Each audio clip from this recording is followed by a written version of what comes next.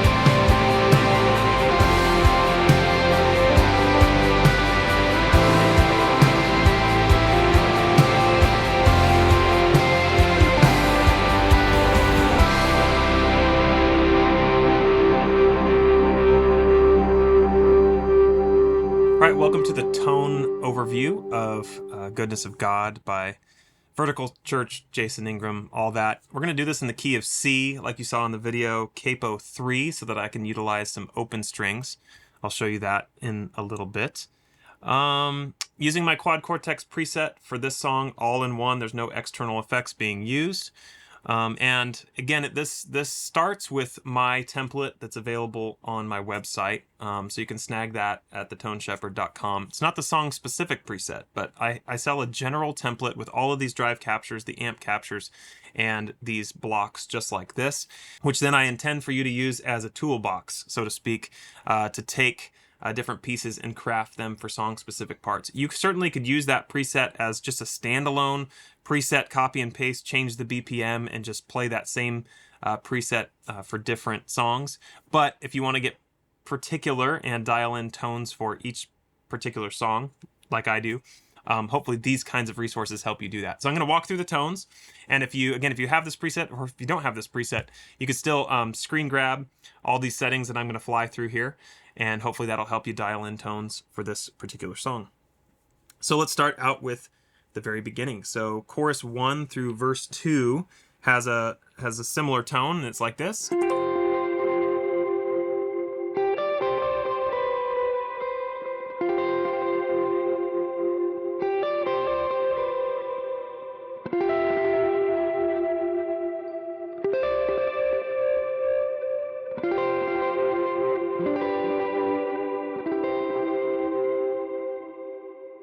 So that sound is achieved by using this Jewel compressor at these settings. These are stock settings on my template, so I never change these, so I won't review these again for the different parts.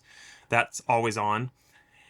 And then this EQ block, I'll mention this right here because I don't always do this kind of an aggressive EQ, but on this song and on this part of this song in particular, because I'm using my neck pickup was feeling a little bit muddy, and so just for this section I took around the 240 hertz frequency and just took it down a couple dB, and that made it a little bit more clear.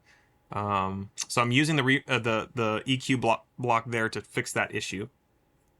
But then on the other presets, I believe that is off. Yeah, so the other presets, or the other scenes, I should say, for this song do not have that adjustment. So it's just when I'm using the neck pickup for that particular part that I felt like it needed it.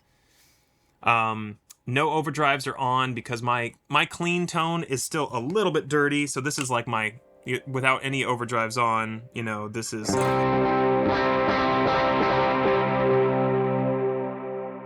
So it's got a tiny bit of grit to it already. So then I don't have any modulation going. This is a chorus block, a tremolo block, and a vibrato block. Don't have those on. I have 2 different delays and 2 different reverbs. I'll get to all that in a minute. But this delay that I'm using right now is a tape delay at these settings. Again, you can screenshot those. The second page, I won't mention this too much unless there's a noticeable ping pong happening. There is not on this song, I don't believe. And then the reverb block looks like this. Screen grab that. And then there's no reverb block on after the amps. The amps that I'm using are totally stock to my template. So it comes with the AC30 and the ProSonic. And these are the settings that are on the template. So don't have to worry about that too much. I do have an EQ block after everything. This is just to fix some problem areas if need be, and also I utilize this output level if I want to boost a part but not boost the amp. So if I don't want any more saturation on my drives or my amps, but I just want the overall volume of that scene to be lifted, I'll use the output of this EQ parameter here. But take it or leave it. You can, take out these EQ blocks and do whatever you want in there. Or if you're not using all these drive captures, you can take some of them out and put some more modulation effects in if you want, things like that. So there's options there. So yeah, that's that part, and that goes through verse 2. So let's look at the next tone, which is chorus 2. Again, it's a very similar tone, actually. I'm still using my neck pickup. The only thing that changed is I believe it got a little wetter. So these settings are all the same. I still don't have an overdrive on. Let's look at the difference between, say, this delay setting and Yeah, the delay got just a tiny bit wetter, so you could see on this particular chorus 2, the mix and feedback increased not even audibly, but maybe the reverb. Yeah, the reverb increased a tiny bit as well. So such a subtle difference. I don't know. At the time, I was feeling like it needed something a little bit different, but then maybe I backed it down. So you could almost use that first, you know, these first settings for the whole thing through chorus 2. Then bridge 1 happens, and this is the first time we turn an overdrive on. So again, just a reminder, the EQ block changed back to sort of normal. I do the high. On this particular song, was just feeling like it needed to be warmer, and so I have like the frequency cut quite a bit for that part, and then yeah, but the number 2 frequency is back to normal. So anyway, I've got daily driver capture on this one. Treble is -1. That might be stock or pretty darn close to it. And then I have the tape delay on, these settings. First reverb block, these settings. This particular song was fairly easy to dial in tone 4. There's not a whole lot going on. And that part was like this.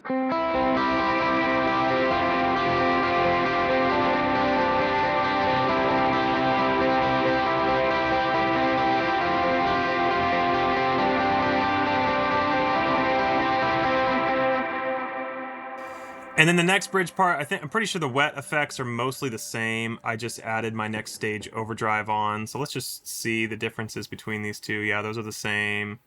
And those are the same.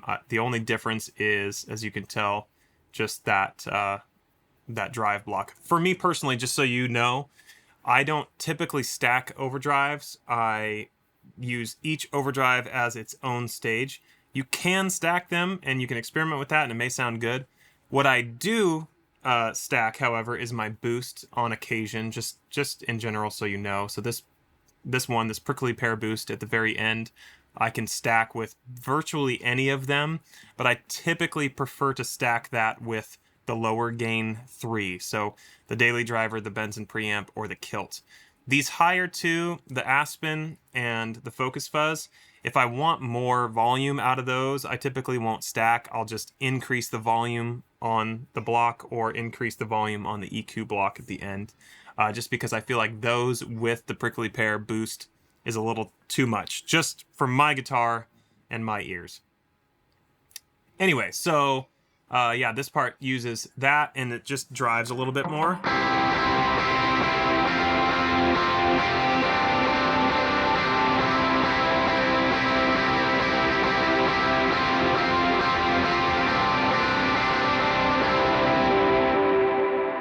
So yeah, that's the bridge part. Now let's look at the last part, chorus 3. Now this gets quite aggressive.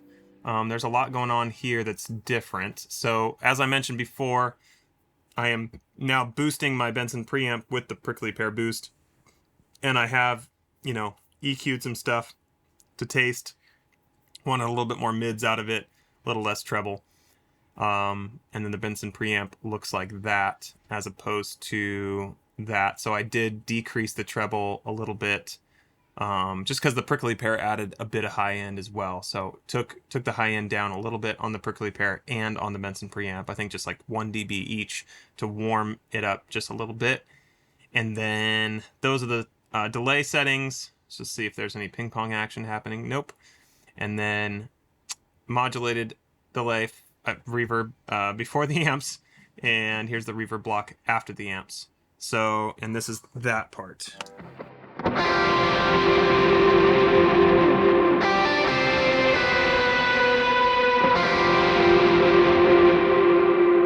Forgot to mention, I did add the octave block on, so I've got a high and a low octave at those settings, so you can obviously hear that right away.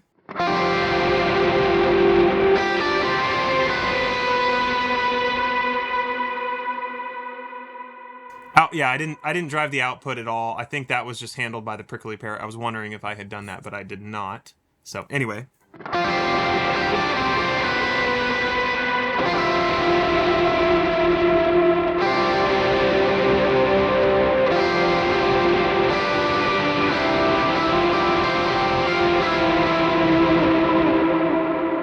So those are the tones for Goodness of God, at least this version, at least in this key.